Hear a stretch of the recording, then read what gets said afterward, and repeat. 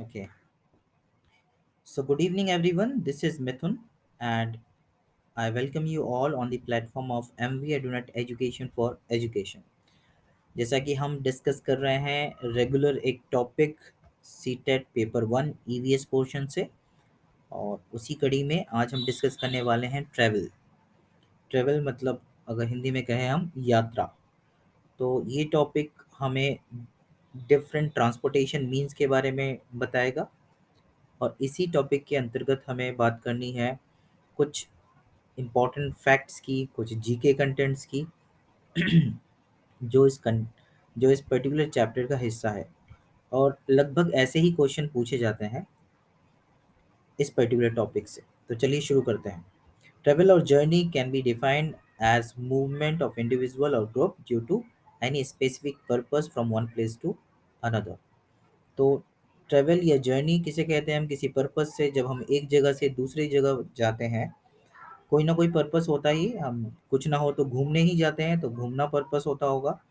किसी न किसी पर्पस से जब एक व्यक्ति या एक से ज़्यादा व्यक्ति एक जगह से दूसरी जगह जाते हैं, तो उसे हम कहते हैं ट्रैवल या जर्नी।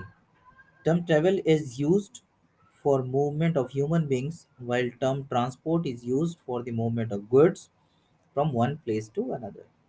ट्रैवल वर्ड हम यूज़ करते हैं इंसानों की एक जगह से दूसरी जगह मूव मूव होने को, और ट्रांसपोर्टेशन जनरली हम डिस्कस करते हैं गुड्स के लिए, सामान के लिए। ट्रांसपोर्टेशन वर्ड कॉमनली हम मैनेजमेंट या दूसरे कम्युनिकेशन वे में सभी के लिए कॉमनली यूज़ करते हैं। यस, मीन्स ऑफ ट्रांसपोर्टेशन, क्या क्या तरीके हैं, क्या क्या स्रोत हैं, क्या क्या मीन्स है ट्रांसपोर्टेशन की। The means of transportation can be classified into four types. चार अलग अलग तरीके हो सकते हैं ट्रांसपोर्टेशन के। सबसे पहला है रोडवेज। रोडवेज यानी हम बोल सकते हैं सड़क परिवहन। तो सड़क से जो यातायात होता है उसे हम रोडवेज ट्रांसपोर्टेशन कह सकते हैं। Road transport is the popular and suitable means of transport for short distance. No doubt बहुत लंबे डिस्टेंस के लिए हम रोड की जगह कुछ दूसरे ऑप्शन यूज़ करते हैं, पर फिर भी रोड ट्रांसपोर्टेशन हमें सबसे पॉपुलर मीन्स है ट्रांसपोर्टेशन का। और जितने भी ट्रांसपोर्टेशन के बारे में हम बात करेंगे इसके बाद, रेलवे करें, रेल ट्रांसपोर्टेशन करें, एयर ट्रांसपोर्टेशन करें, या वाटर वेज ट्रांसपोर्टेशन की बात करें, इन तमाम ट्रांसपोर्टेशन को पूरा करने के लिए हमें रोडवेज की ज़रूरत पड़ती है। मान लीजिए आपको एयरवेज से जाना है, कहीं एरोप्लेन से जाना है, तो आपको रोडवेज से ही एयरपोर्ट पे पहुंचना है, और फिर जहां भी आप पहुंचेंगे वहां भी एयरपोर्ट से रोडवेज यूज़ करके ही आप अपने गंतव्य स्थान तक पहुंचेंगे। ऐसा अगर हम वाटरवेज के बारे में बात करें तो भी वैसा ही होना है। इसका मतलब ये हुआ कि रोडवेज के बिना इनमें से कोई भी ट्रांसपोर्टेशन आपको कंप्लीट जर्नी नहीं करवा सकता। So that is the base of all transportation, that is roadways. Roadways और roads can be made by cement, concrete, coal, tar. Yes, this type of road is called pucca road. तो pucca road किसे कहेंगे? जो इन सब material से बना हो। किस किस से? सीमेंट से, कंक्रीट से। जो कंक्रीट या आरसीसी रोड हम देखते हैं आजकल ज़्यादा चलन में है। Well, road made up of soil is called कच्चा रोड। तो कच्चा रोड और पक्का रोड हम समझते हैं। अब कच्चा रोड जो होगा वो ऑल वेदर रोड नहीं होते हैं। क्यों ऑल वेदर रोड नहीं होते हैं? बारिश के समय ये खराब हो जाते हैं या इन पर ट्रांसपोर्टेशन पॉसिबल नहीं होता। जबकि पक्का रोड जो होते हैं वो ऑल वेदर रोड्स होते हैं, जिनको सभी मौसम में हम यूज़ कर सकते हैं।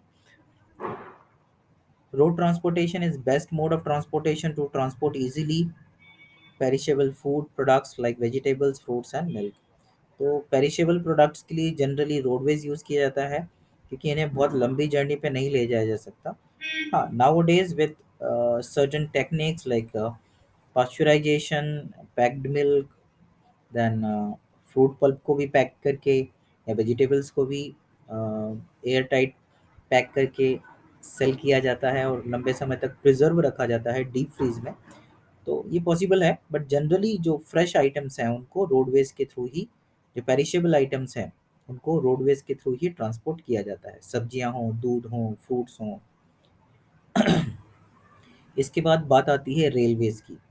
Train journey is cheaper and comfortable for long distance, no doubt. लंबी दूरी के लिए जो रेल जर्नी है वो ज़्यादा बेहतर ऑप्शन है, सस्ता भी है और कंफर्टेबल भी। इसीलिए जब हमें लंबी दूरी तय करनी होती है, generally we choose the option of railways. Railways are used to transport heavy goods, no doubt. हमारे कंट्री में लार्ज स्केल पर जो ट्रांसपोर्टेशन होता है गुड्स का, वो रेलवेज के थ्रू होता है। हैवी गुड्स को ट्रांसपोर्ट करना, वो बल्क में ट्रांसपोर्ट करना, that is done with the help of railways. In India for first time railways started in 1853 between Mumbai to Thane. ये हमें याद रखना है, वैसे याद होना ही चाहिए क्योंकि ये बहुत कॉमन प्रश्न है जीके का, तो ये याद भी रहना चाहिए हमें, पूछा भी जाता है। चलिए, मतलब सबसे पहली बार ट्रेन भारत में कौन सी चली थी? 1853 में मुंबई और ठाणे के बीच में। Some facts about rail Indian railways, कुछ इंपॉर्टेंट फैक्ट्स हैं जो मैं बता रहा था आपको कि जीके का भी कंटेंट मिलेगा हमें। तो चलिए जीके को अपग्रेड करते हैं। फास्टेस्ट ट्रेन इन इंडिया, जिसे गतिमान एक्सप्रेस कहते हैं, और ये कहाँ कहाँ चलता है? Runs at maximum speed of 160 kilometre, और इसकी अधिकतम जो चाल है वो है 160 kilometre. Longest rail route between, सबसे लंबा रेल रूट कौन सा है? वो है डिब्रूगढ़, जो कहाँ है? आसाम में। तो आसाम से लेकर कन्याकुमारी तक, तो आप समझ ही सकते हैं अगर इंडिया का मैप। अच्छा, इसमें एक इम्पॉर्टेंट फैक्ट ये है कि ट्रेवल वाले चैप्टर में ही इंडिया का मैप भी हमें कवर करना है। अभी आज की कंटेंट में तो हम सिर्फ ये जो थ्योरी पोर्शन है उसको कवर करेंगे। प्रैक्टिकली मैप वर्क भी आपको करना चाहिए क्योंकि मैप बेस्ड क्वेश्चन पूछे जाते हैं। कि आप जैसे मध्य प्रदेश, उस दिन हमने कुछ एक्टिविटी की थी हमारे ग्रुप में भी, कि मध्य प्रदेश के से लैंड बाउंड्री शेयर करने वाले सभी स्टेट्स के हमने स्टेट्स को हमने लोकेट किया था इंडियन मैप पे, आउटलाइन मैप ऑफ इंडिया पर। तो वो प्रैक्टिस हमें करना चाहिए, सभी स्टेट्स को और उनके कैपिटल्स को आपको मैप पर लोकेट करते आना चाहिए। यस, सभी स्टेट्स को लोकेट करते आना चाहिए और उनके कैपिटल्स हमें पता होना चाहिए, ये ज़रूरी है। यस, तो इसका प्रैक्टिस हमें करना है, इसकी प्रैक्टिस होनी चाहिए। चलिए वापस आते हैं, लॉन्गेस्ट रेल रूट कौन सा है? तो डिब्रूगढ़ जो कि आसाम में है, वहाँ से लेकर तो कन्याकुमारी हम जानते हैं।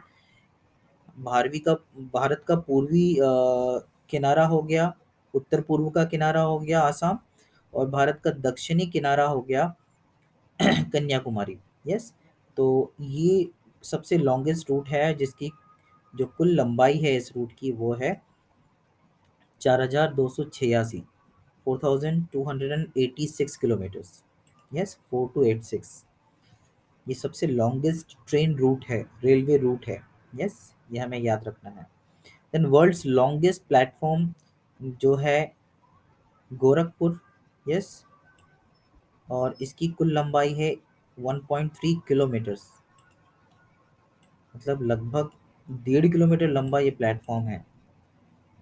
Then Konkan railway is between Maharashtra and Karnataka and its length is about 760 kilometres. ये एक विशेष प्रकार के रेलवे जोन है जो कि बहुत फेमस है अपनी नेचुरल ब्यूटी की वजह से। लोग इस जर्नी को सिर्फ इसीलिए, इसमें डेस्टिनेशन से ज़्यादा लोग जर्नी को एंजॉय करते हैं। Yes, it's unique feature is that it passes through the western Ghats mountains bye means of tunnels and bridges.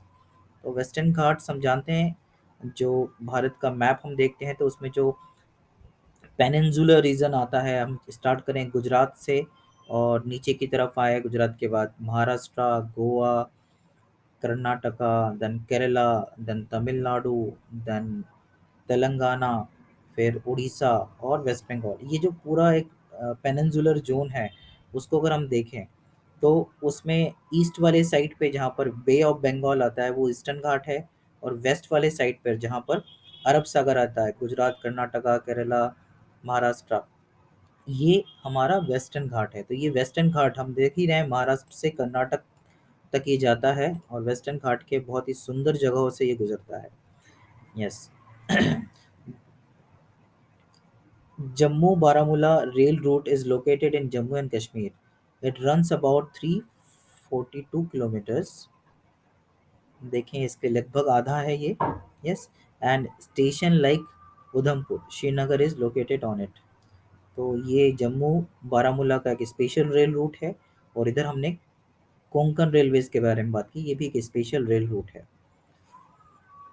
चलिए आगे बढ़ते हैं। अब हम बात करेंगे mountain railways of India. India में जो माउंटेन रेंजेस हैं वहाँ पर चलने वाली कुछ स्पेसिफिक रेल सेवाओं के बारे में बात करते हैं। जैसे Darjeeling Himalaya railway, Nilgiri mountain railway, कालका Shimla railway, then Kangra valley railways. All these railways are very unique because of their route, क्योंकि जो हिली रीजन है वहाँ पर रेलवेज को इस्टेब्लिश करना या पटरियाँ बिछाना बहुत कठिन है। और इन सब जगहों पर जो रेलवेज हैं वो बहुत ही सुंदर दृश्यों के साथ अपनी जर्नी पूरी करवाती है। तो लोग इन ट्रेन्स में सफ़र जर्नी करने के लिए करते हैं, ना कि डेस्टिनेशन पे पहुँचने के लिए। यस, आगे बढ़ते हैं। मेट्रो रेलवेज, अभी मैंने किसी एक इसमें पढ़ा जीके कंटेंट में। आई will share it on my status also. That is जो दिल्ली मेट्रो है उसे अवार्ड दिया गया है उसके बेस्ट सर्विसेज के लिए। ठीक है। तो metro, first metro started in Kolkata. सबसे पहले जो मेट्रो है, मेट्रो रेल है, वो कोलकाता में स्टार्ट हुआ। और हमें ये भी पता होना चाहिए कि कोलकाता में आज भी ट्रैम चलते हैं, जो कि इंडिया में कहीं और इस तरह का ट्रांसपोर्टेशन नहीं है। ट्रैम ट्रेल जैसा ही होता है पर उसमें एक ही बोगी बोल सकते हैं होता है। और वो बहुत स्लोली सिटी के बीच में से चलता है, बिल्कुल रोड के पैरेलल। तो और मेट्रो भी सबसे पहले कोलकाता में आया था। चलिए, now it is running in many cities like Delhi, Jaipur, Chennai, Mumbai, Bengaluru. अभी यूपी में भी स्टार्ट हुआ है। Then monorail operates in Mumbai only. Monorail जो है वो मुंबई में चलती है और ट्रैम मैंने कहा वो कोलकाता में चलती है। अब आते हैं तीसरे तरह के ट्रांसपोर्टेशन पर, जिसे हम कहते हैं वाटर ट्रांसपोर्ट। वाटर ट्रांसपोर्ट दुनिया का सबसे पुराना ट्रांसपोर्ट सिस्टम है। नदियों में कल ही हमने फॉरेस्ट के बारे में बात की थी। तो जावा करके एक जगह है जहाँ पर फ्रेंच लोगों का शायद, या ब्रिटिश लोगों का, फ्रेंच लोगों का होगा, मुझे ठीक से याद नहीं, का रूल था। वो लोग वहाँ पे ट्रांसपोर्टेशन सिस्टम बहुत अच्छा नहीं था, पर वहाँ भी लार्ज नंबर पर टिम्बर वुड को यूरोप भेजा जाता था वहाँ से। तो वो लोग जंगलों में टिम्बर को काटकर या पेड़ों को काटकर उनके लॉग्स को पानी में बहा देते थे, नदी में बहा देते थे। और वो बह के सीधे कहाँ आता था, सी जोन में आता था, जहाँ पर उन्हें कलेक्ट करके शिप्स में लोड करके उसे यूरोप भेजा जाता था। मतलब वाटर का यूज़ ट्रांसपोर्टेशन में तमाम तरीकों से किया जाता है, जितना हम सोचते हैं उसके ऊपर भी। तो it is the cheapest mean, ये इम्पोर्टेंट है कि सबसे सस्ता जो ट्रांसपोर्टेशन है वो कौन सा है, तो वाटरवेज का। यस। इसीलिए हम देखते हैं बड़े बड़े शिप्स होते हैं, उनमें ह्यूज नंबर ऑफ कार्गोज को ट्रांसपोर्ट किया जाता है लार्ज स्केल पर, एशियन कंट्रीज से यूरोपियन कंट्रीज़ में, यूरोपियन कंट्रीज से एशियन कंट्रीज़ में। तो लंबी दूरी के लिए बहुत बड़ी मात्रा में जो ट्रांसपोर्टेशन होता है वो शिप्स के थ्रू होता है। यस, क्योंकि ये सबसे चीपेस्ट मीन है ट्रांसपोर्टेशन का। और इंटरनेशनली जो ट्रांसपोर्टेशन होता है लार्ज स्केल पे, वो होता है वाटरवेज के थ्रू। और वाटरवेज को फर्दर डिवाइड कर सकते हैं हम इनलैंड और इंटरनेशनल। तो इनलैंड की बात करें तो this connects the different parts of the country through reverse and canals. ये जो है पूरे कंट्री को अलग अलग रिवर्स और कैनल्स की मदद से कनेक्ट करता है। तो 6 मेजर इनलैंड वाटरवेज जो है इंडिया में, जिनको नेशनल वाटरवेज नंबर 1 से लेकर नंबर 6 के नाम से हम जानते हैं, कहाँ लागू होते हैं देखते हैं। इलाहाबाद, हल्दिया, इलाहाबाद से लेकर तो हल्दिया तक ये है। 1629 किलोमीटर की जर्नी है या डिस्टेंस है। ये है नेशनल वाटरवेज 1, नंबर 1। जैसे हम हाईवेज को नाम नंबर देते हैं नेशनल हाईवेज, ये नेशनल वाटरवे है।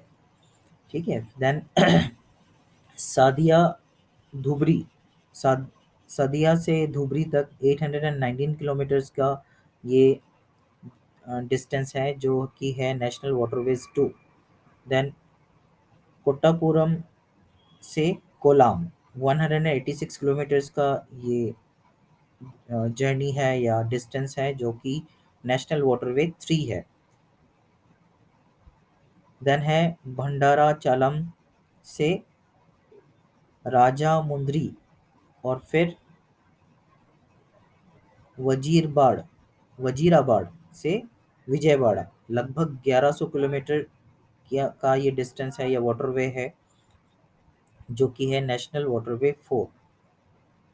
और फिर हम देखें तो देन मंगोलगरी से पारादीप एंड तालचेर से धर्मा तक, ये लगभग 1623 किलोमीटर का वाटरवे है, नेशनल वाटरवे 5। देन लखीमपुर से भांगा 121 किलोमीटर का वाटरवे है, जो कि है नेशनल वाटरवे नंबर 6। ये 6 मेजर वाटरवेज हैं जिनके बारे में हमें पता होना चाहिए। चलिए अब हम बात कर रहे हैं, ये सारे इनलैंड वाटरवेज हैं जो कंट्री के अलग अलग लोकेशंस को कनेक्ट करते हैं नदियों की मदद से, कैनाल्स की मदद से। अब international waterways, this waterway helps in transport and travel between different countries. Yes, ये एक कंट्री से दूसरे कंट्री को जोड़ने में मदद करती है, तो ये इंटरनेशनल वाटरवे हो गई। Famous ports of India through which international transportation takes place are Kandla, then Navasheva, then Tuticorin, Visakhapatnam, Paradeep, Haldia, Anori, New Mangalore, then Marmagao. I will share a map to you, एक map में share करूंगा जिसमें आपको ये सारे जो location है पता चले। कांदला जो है जैसे गुजरात में आता है, ये सभी जो लोकेशन है अलग अलग इन पोर्ट्स की, वो हमें पता होना चाहिए कि कौन से स्टेट में पड़ता है। Yes. Then Buckingham canal is the longest fresh water navigation canal. ये कुछ इंपॉर्टेंट फैक्ट्स हैं इंटरनेशनल वाटरवेज के बारे में जो हमें पता होना चाहिए। Many lakes are found in Kerala and it is called lagoon. In Kerala, boat race taken place in backwater canal, and they are also use ferry for transportation। तो ये पूछा जाता है कि कहाँ पर जो बोट रेस कहाँ होती है इंडिया में, तो केरला में होती है। और फिर फेरी के लिए भी वाटर ट्रांसपोर्टेशन किया जाता है, तो वो कहाँ होता है, केरला में।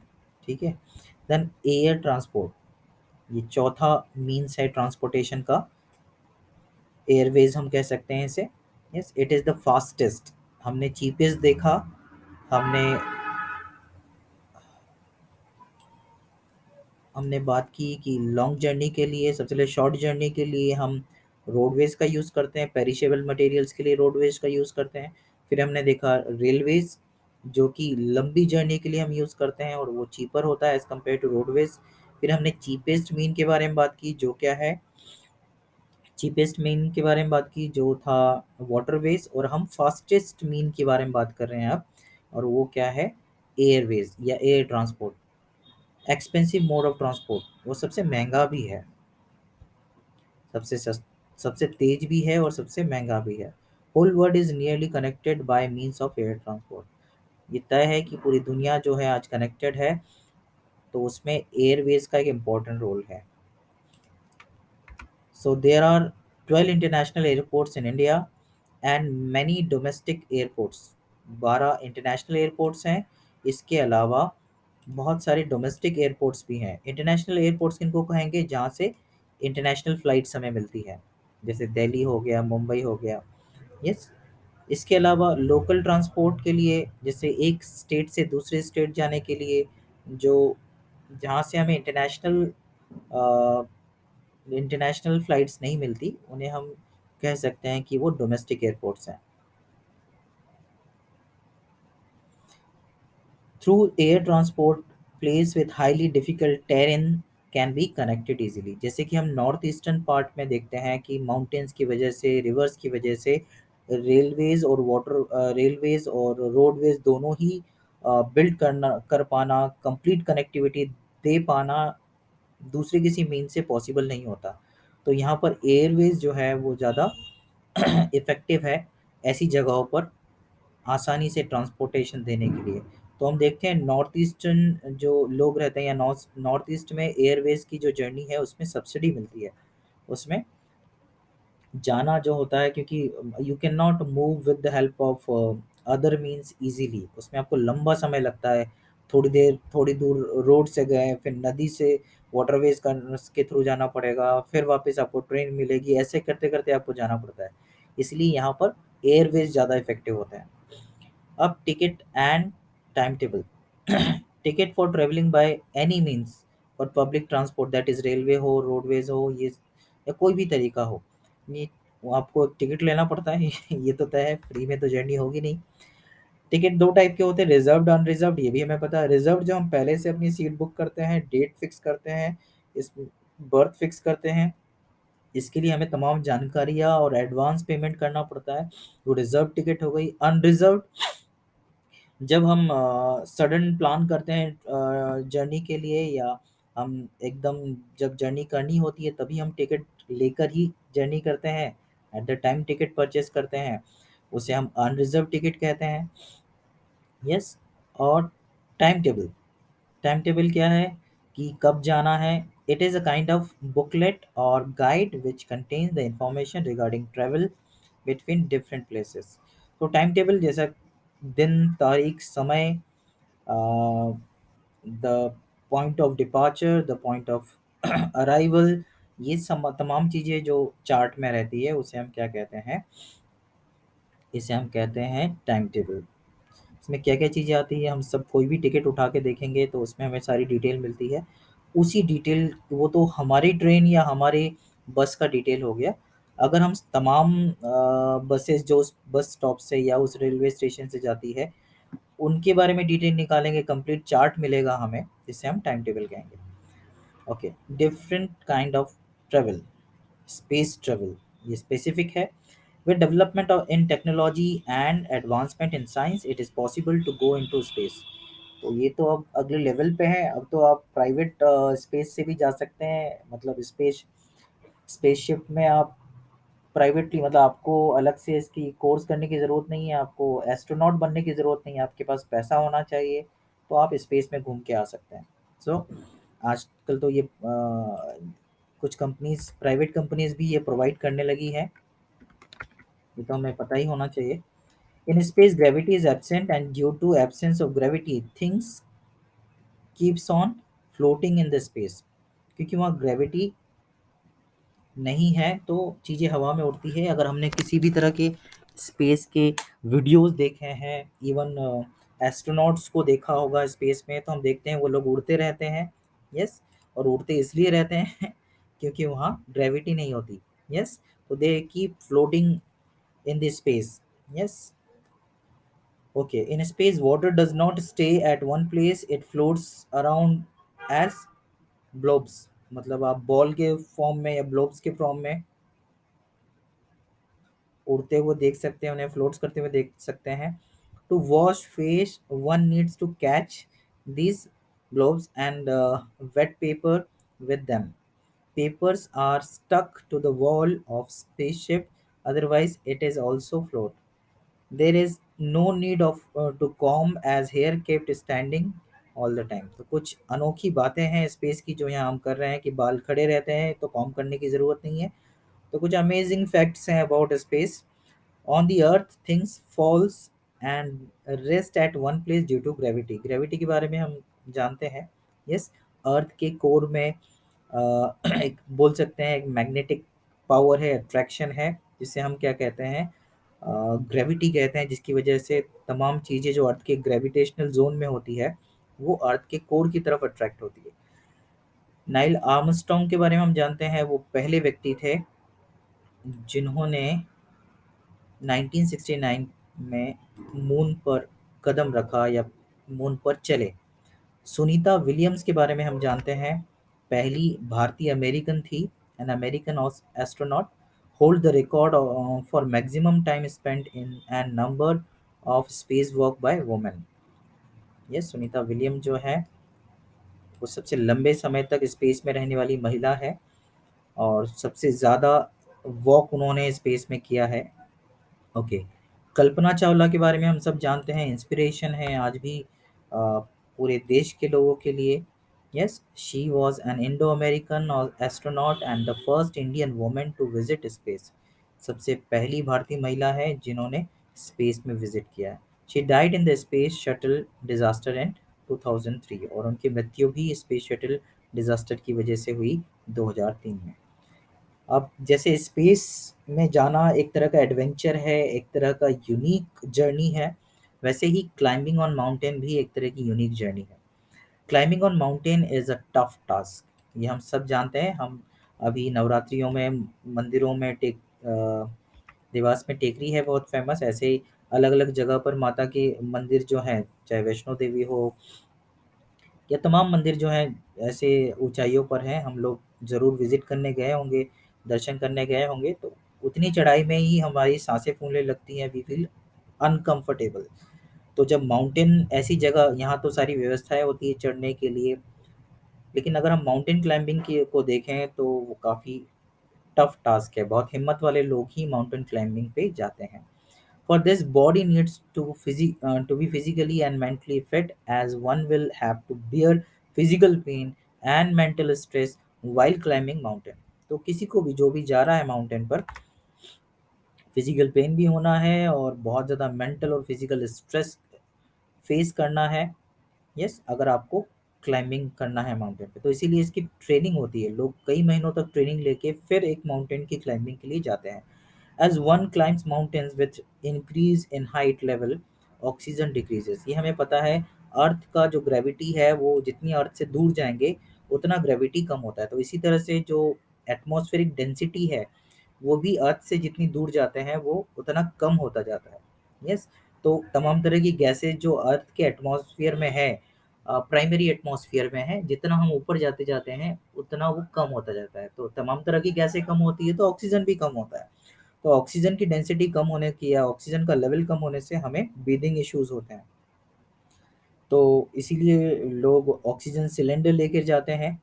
यस, जैसे समुद्र में भी गोताखोर जाते हैं तो ऑक्सीजन सिलेंडर लेकर जाते हैं, क्योंकि वहाँ तो आपको सांस लेने के लिए आपके पास गिल्स नहीं है। यस, तो जो भी माउंटेन क्लाइंबर हैं वो अपने साथ ऑक्सीजन सिलेंडर लेकर जाते हैं। For trekking is need to obtain train and physically fit होना ज़रूरी है, ट्रेन होना ज़रूरी है। Group leader for mountain trekking holds the responsibility to keep the group ahead and keep himself at the last. तो जो क्लाइंबर्स होते हैं, जो ट्रेनिंग लेके चढ़ते हैं, उनका एक ग्रुप लीडर होता है जो ऑलरेडी ट्रेंड है, जो कई बार उस माउंटेन पे चढ़ चुका है। वो पूरी टीम को चढ़ाता है और वो उनको गाइड करता है प्रॉपरली पीछे रहकर। Yes, mount Everest is the highest mountain peak on the अर्थ, ये हमें पता है, और ये नेपाल में आता है, ये भी हमें पता होना चाहिए। यस, और इसकी हाइट जो है वो है 8848, ऐसे याद रख सकते हैं, 8848 मीटर, जो कि दुनिया की सबसे ऊंची चोटी है। सी लेवल से इतनी ऊंचाई पर ये स्थित है, इसका जो पीक है वो इतनी ऊंचाई पर है सी लेवल से, समुद्र तल से। It belongs to the Nepal Himalaya, Himalaya range में नेपाल वाला जो हिस्सा है उसमें ये पड़ता है। In Nepal it is known as Sagarmatha, Nepal में इसको सागर माथा कहते हैं। In Tibet it is called as Tibet, जो कि चाइना का हिस्सा माना जाता है उसे, वहाँ पर इसका नाम जो है वो है चोमोलुंगमा, थोड़ा चाइनीज टाइप का नाम है, और क्योंकि हिमालय का हिस्सा है तो उसे इस नाम से जाना जाता है, इसके पीछे हिमालय जोड़ दीजिए। यस, सो चोमोलुंगमा हिमालय। ओके, फिर बाइचुंद्री पाल, ये फेमस माउंटेन क्लाइंबर है, became the first Indian women, सबसे पहली भारतीय महिला है जिन्होंने एवरेस्ट की चढ़ाई की, fifth women in the world to reach the peak of Everest mountain. Bharat की पहली और दुनिया की पांचवी महिला है जो एवरेस्ट की चोटी पर पहुंची। अगला टाइप है स्पेशल टाइप ऑफ ट्रैवलिंग में, वो है eco tourism. It is tourism which is directed towards natural environment and helps in protecting and conserving nature and wildlife. Ecotourism plays an essential role in maximizing environment and social benefits of tourism. India have many, तो ultimately ऐसा tour या ऐसा tourism जिसका purpose है कि हम wild life और nature को प्रोटेक्ट करें, कंजर्व करें, उसे हम इको टूरिज्म कहते हैं। भारत में देखे हैं ऐसे कई जगह हैं इको टूरिज्म की, जैसे north eastern India, Jammu and Kashmir, Uttarakhand, Himachal Pradesh, Kerala and Goa famous है ट्रैवलर्स के लिए जो इको टूरिज्म के लिए आते हैं। कुछ फेमस ट्रैवलर्स हैं जिनके बारे में हमें पता होना चाहिए, चाहे वो इंडिया के हो या बाहर के हो। जैसे मेगास्थेन्स के बारे में हमें पता होना चाहिए। He came in the court of Chandragupta Maurya. He has written a book named Indica. हमें चंद्रगुप्त मौर्य के बारे में पता है, यस, जो कि फेमस इंडियन रूलर है। चाणक्य के बारे में हमने पढ़ा होगा, यस। मेगास्थेन्स जो है वो इनके कोर्ट में आए थे और इंडिका इनके राज दरबार में आए थे चंद्रगुप्त के, और इन्होंने एक फेमस किताब इंडिका लिखी है। ही केम फ्रॉम ग्रीस, और ये थे ग्रीस से। फिर Fahien, he was a Chinese traveller.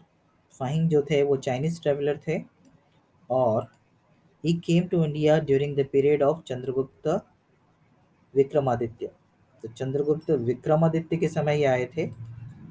His account tells us about the condition of that period. उस समय भारत की क्या स्थिति थी उसके बारे में इनके अकाउंट पर, या इनकी जो ट्रेवेलॉग कहते हैं हम, या यात्रा वृत्तांत है, उसमें हमें मिलता है। ह्यूनसांग, इनके बारे में भी हमने सुना है। He was also a Chinese traveller, ये भी चाइनीज ट्रेवलर थे। He came to India during the reign of Harsh. He studied in Nalanda university. He was Buddhist monk also. तो इन्होंने नालंदा में पढ़ाई की और एक बुद्धिस्ट मॉन्क भी थे जो चाइना से आए थे। अल बरूनी, अल बरूनी जो थे वो he came with Mahmud Ghaznavi, Mahmud Ghazni. He belong to Uzbekistan से ये बिलोंग करते हैं। He has written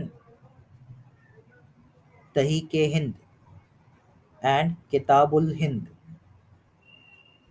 he gave descriptive account about water bodies, rivers and ponds. इनकी किताबों में हमें भारत के वाटर बॉडीज के बारे में, रिवर्स के बारे में, पॉन्ड्स के बारे में पता चलता है। इब्ने बतूता, हमने गाने में भी सुना है नाम इनका। He came to India during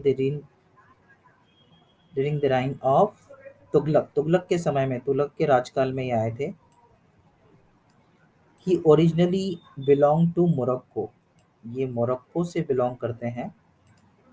he also wrote a book Rihla, इन्होंने जो किताब लिखी उसका नाम था Rihla, in which he gave account about India of that period, जिसमें उन्होंने उस समय के भारत के विषय में बात की है। ओके, आखिरी है वास्को डिगामा। ये पोर्तुगीज ट्रेवलर थे, और जिनका माना जाता है कि वास्को डिगामा ने भारत की खोज की।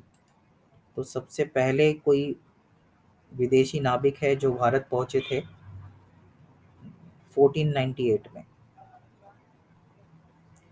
और ये कैलिकट, उस समय कैलिकट कहा जाता था, आज का कलकत्ता है, जहाँ पर ये पहुंचे थे। तो ट्रैवल चैप्टर में हमने आज बात की। सबसे पहले हमने शुरुआत की थी, एक रिकैप कर लेते हैं ट्रैवल से कि ट्रैवल होता क्या है। फिर हमने मीन्स ऑफ ट्रांसपोर्टेशन में 4 मीन्स के बारे में बात की, रोडवेज के बारे में जो पेरिशेबल मटेरियल के लिए और बेसिक मीन है ट्रांसपोर्टेशन का। फिर हमने रेलवेज़ के बारे में बात की जो लॉन्ग जर्नी के लिए अच्छी है, कंफर्टेबल है। और हमने तमाम इम्पोर्टेंट रेलवेज़ के बारे में बात की जो इंडिया में उपलब्ध है। फिर हमने बात की वाटरवेज़ के बारे में, उसमें हमने इनलैंड वाटरवेज़ देखे, इंटरनेशनल वाटरवेज़ देखे। फिर हमने बात की एयरवेज़ या फिर एयर ट्रांसपोर्टेशन की, जो कि सबसे फास्टेस्ट मीन है, और वाटरवेज़ जो है सबसे चीपेस्ट मीन्स ऑफ ट्रांसपोर्टेशन है। फास्टेस्ट और एक्सपेंसिव है सबसे ज़्यादा, वो है एयर ट्रांसपोर्ट। इसमें हमने डोमेस्टिक ट्रांसपोर्ट के बारे में समझा, डोमेस्टिक एयर ट्रांसपोर्ट के बारे में समझा, और इंटरनेशनल के बारे में। फिर हमने समझा कि टिकट और टाइम टेबल क्या होता है, रिजर्व टिकट क्या होता है, अनरिजर्व टिकट क्या होता है, टाइम टेबल क्या होता है किसी भी जर्नी का। स्पेस ट्रैवल के बारे में और उससे इम्पोर्टेंट कुछ फैक्ट्स के बारे में देखा। फिर हमने क्लाइंबिंग ऑन माउंटेन के बारे में समझा और उससे रिलेटेड कुछ इंपॉर्टेंट फैक्ट्स के बारे में डिस्कस किया। फिर इको टूरिज्म के बारे में बात की हमने, और भारत में आए कुछ इम्पोर्टेंट ट्रैवलर्स और उनके द्वारा लिखी गई किताबें या ट्रैवलॉग्स के बारे में हमने बात की। कुछ क्वेश्चंस पिक कर लेते हैं जिनके आंसर्स आप कमेंट बॉक्स में दीजिएगा। Which of the following is the type of rail lines used in India? इनमें से कौन सा रेल लाइन जो है इंडिया में यूज होता है? Broad gauge, metre gauge, narrow gauge, all of the above. तो आप चेक कीजिएगा। Ibn Battuta a traveller came to India, the place he belongs to. वो कहाँ से आया था इब्न बतूता, उस वो आपको बताना है। ये डिस्कशन इस पर्टिकुलर पॉइंट पे हमने डिस्कशन किया है इब्न बतूता के बारे में। Then Konkan railways runs between Maharashtra and Karnataka, its unique feature is. इसकी महत्वपूर्ण फीचर या महत्वपूर्ण विशेषता क्या है इसकी? तो इन चारों ऑप्शंस में से आपको पिक करना है। आज के लिए इतना ही। होपफुली ट्रेवल चैप्टर से जुड़े प्रश्नों को आप आसानी से उत्तर दे पाएंगे सीटेट की परीक्षा में। Thank you, take care, bye bye, Vande Mataram.